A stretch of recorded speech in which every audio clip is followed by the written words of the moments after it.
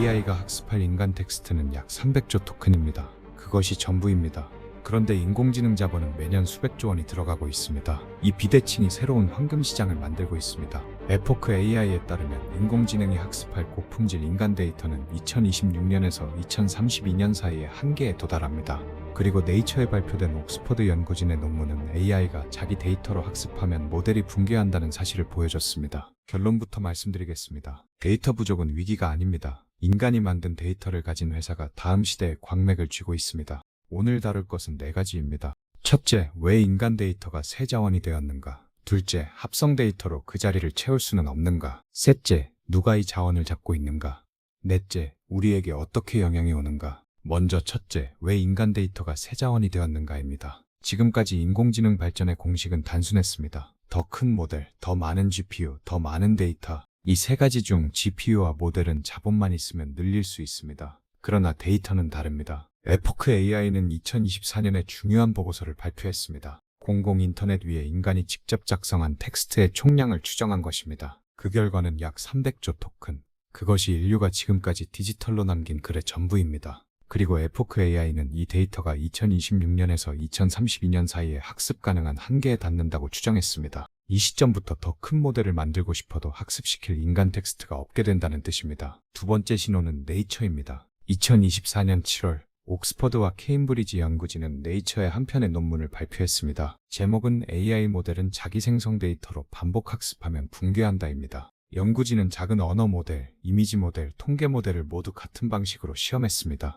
결과는 동일했습니다. 분포의 꼬리, 즉 드물고 다양한 표현이 가장 먼저 사라졌습니다. 그 다음에는 평균적 표현마저 무너졌습니다. 이 데이터의 부족은 즉시 시장을 흔들었습니다. 오픈 AI는 2024년 한 해 동안 20개 이상의 매체와 데이터 라이선스 계약을 체결했습니다. 한 매체와의 계약은 연 1,600만 달러에 달했습니다. 구글은 레딧과 연 6천만 달러 규모의 데이터 라이선스 계약을 맺었습니다. 상장 공시에 따르면 레딧은 2024년 3월 상장하면서 평가액 64억 달러를 받았습니다. 데이터 부족이 사실로 굳어진 순간 시장은 그 부족을 채우는 회사에 가격을 매기기 시작한 것입니다. 이것이 첫 번째 사실입니다. 인간이 만든 텍스트는 무한하지 않습니다. 그리고 시장은 이미 그 한계를 가격에 반영하고 있습니다. 그래서 시장의 다음 질문은 자연스럽게 이렇게 이어집니다. 그렇다면 두 번째 질문, 합성 데이터로 그 빈자리를 채울 수는 없는 것일까요? 이 질문에 답하기 위해서는 인공지능 학습을 한번 분해할 필요가 있습니다. AI 학습은 4가지 부품으로 이루어진 정유시설과 같습니다. 첫 번째 부품은 원자재, 즉 정제되지 않은 원유입니다. 사람이 직접 쓴 책, 뉴스기사, 위키피디아, 레딧 글, 학술 논문이 여기에 해당합니다.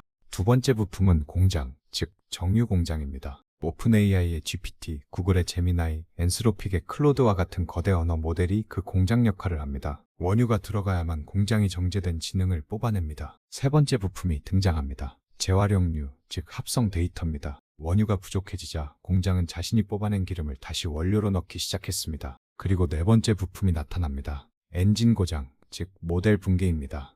정제 능력은 떨어지고 분포의 꼬리는 사라지며 결국 같은 답만 반복하는 엔진이 됩니다. 이 네 부품의 관계가 바로 데이터 부족이라는 단어의 진짜 의미입니다. 이 구조를 가장 잘 보여주는 비유 2가지를 소개해드리겠습니다. 첫 번째 비유는 합스부르크 가문입니다. 오스트리아 합스부르크 가문은 외부 결혼을 차단하고 가까운 친족과만 결혼했습니다. 처음에는 권력을 지키는 효율적인 방법이었습니다. 가문의 자산이 외부로 새지 않았기 때문입니다. 그러나 200년이 흐르자 가문의 마지막 왕은 후계를 남기지 못했고 가문은 단절됐습니다. 인공지능도 마찬가지입니다. 외부의 신선한 데이터를 차단하고 자기 생성 데이터만 학습하면 같은 일이 일어납니다. 다양성이 사라지고 이상한 답이 반복되며 결국 새로운 질문에 답할 능력을 잃습니다. 두 번째 비유는 복사기의 복사기입니다. 원본 사진을 복사기에 한 번 통과시키면 흐릿한 복사본이 나옵니다. 그 복사본을 다시 복사하면 더 흐릿해지고 그 복사본을 또 복사하면 결국 형체를 알아볼 수 없는 검은 점만 남습니다. 네이처에 발표된 옥스퍼드 연구진의 결론도 동일합니다.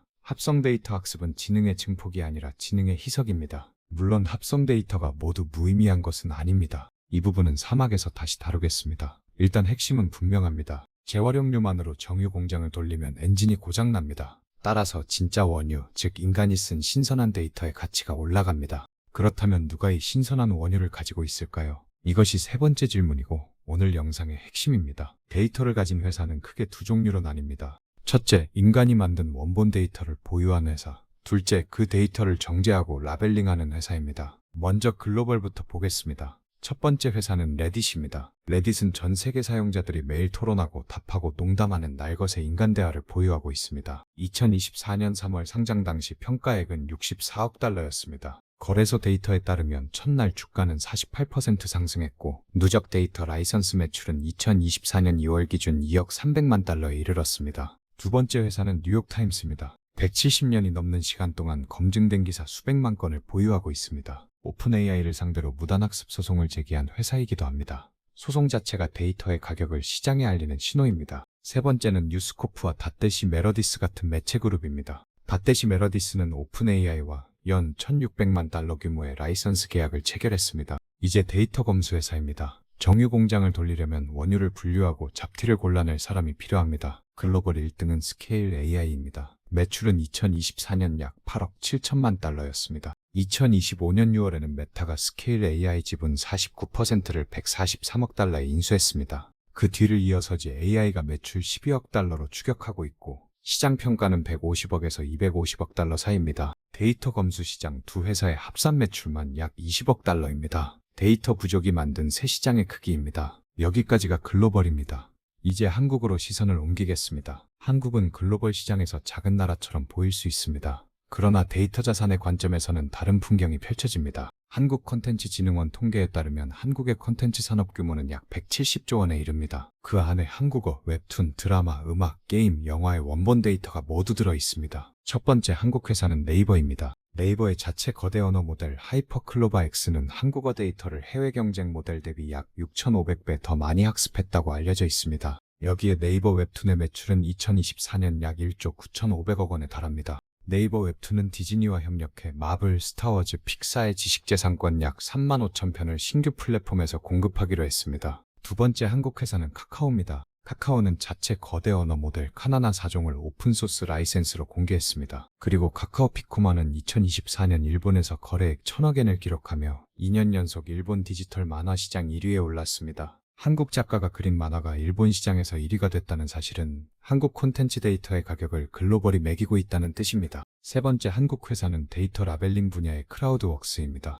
회사 공시에 따르면 크라우드웍스는 코스피 정보기술 시가총액 상위 30개 기업 중 약 70%를 고객으로 보유하고 있습니다. 430개 이상의 기업이 이 회사의 라벨링 작업을 통해 자기 데이터를 정제하고 있습니다. 네 번째 한국 회사는 셀렉트스타입니다. 2025년 7월 시리즈 B 라운드를 마무리하며 누적 투자금이 약 379억 원에 도달했습니다. 다섯 번째 그룹은 콘텐츠 IP를 보유한 회사들입니다. CJ ENM, 하이브, 그리고 콘텐츠 자회사 SLL이 여기에 속합니다. 이 회사들은 글로벌 스튜디오 모델로 전환하면서 자기 콘텐츠 데이터를 직접 수출하는 구조로 옮겨가고 있습니다. 여기에 한 가지를 더 짚어두겠습니다. 한국 콘텐츠 산업은 단순히 큰 시장이 아니라 글로벌 빅테크가 비싸게 사고 싶어하는 원유 저장고이기도 합니다. 한국어는 영어에 비해 데이터 양이 훨씬 적은 희소 언어입니다. 그 희소성 때문에 한국어 데이터 한 단위의 가격은 영어보다 높게 형성됩니다. 거기에 한국의 웹툰, 드라마, 음악은 세계가 이미 번역해서 소비하는 컨텐츠입니다. 검증된 인간 데이터의 정의에 정확히 들어맞습니다.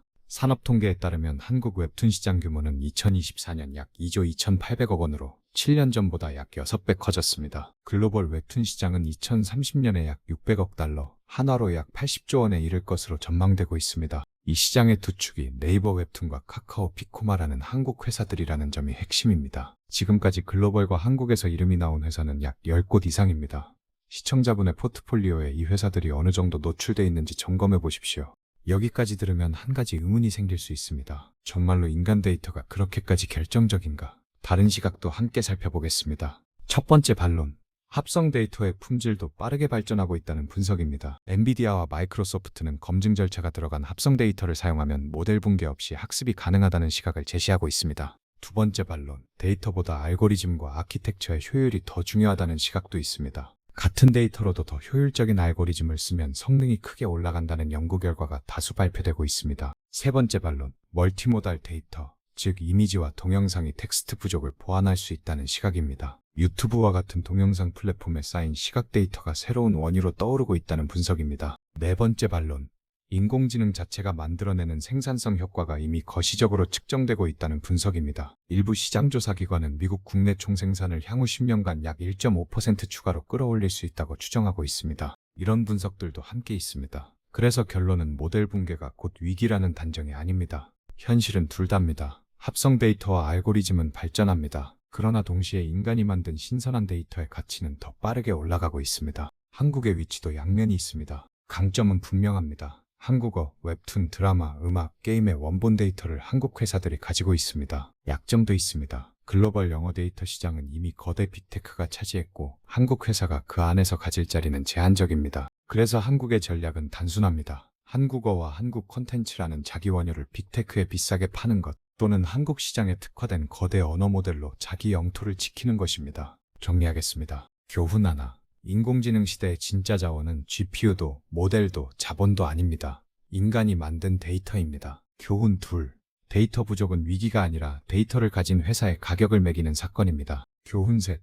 한국은 한국어와 콘텐츠라는 두 개의 원유를 이미 가지고 있습니다. 관전 포인트는 세 가지입니다. 첫째, 한국 매체와 플랫폼이 글로벌 빅테크와 맺는 데이터 라이센스 계약의 임박 시그널. 둘째, 카카오와 네이버, 웹툰 엔터테인먼트의 분기 데이터 자산평가 변화. 셋째, 스케일 AI와 서지 AI의 매출 추이, 그리고 네이처와 국제학회에서 나오는 모델 붕괴 후속 논문입니다. 처음에 던진 질문을 다시 떠올려 보십시오. 데이터가 한계에 도달하면 누가 가장 큰 수혜를 보는가? 데이터가 부족하다는 사실이 핵심이 아닙니다. 누가 그 부족을 채우느냐가 핵심입니다. AI가 모든 것을 대체한다고 했습니다. 그러나 가장 비싼 자원은 여전히 인간의 흔적입니다. 다음 편에서는 데이터 인프라와 플랫폼 권력을 다룹니다. 구글과 메타가 자체 데이터를 어떻게 독점하는지, 클라우드와 해저 케이블은 누가 가지고 있는지, 그리고 그 안에서 한국 회사들이 어디에 자리 잡고 있는지 정리할 예정입니다. 데이터를 가진 자가 다음 시대를 결정합니다. 우리는 이미 데이터를 가지고 있습니다.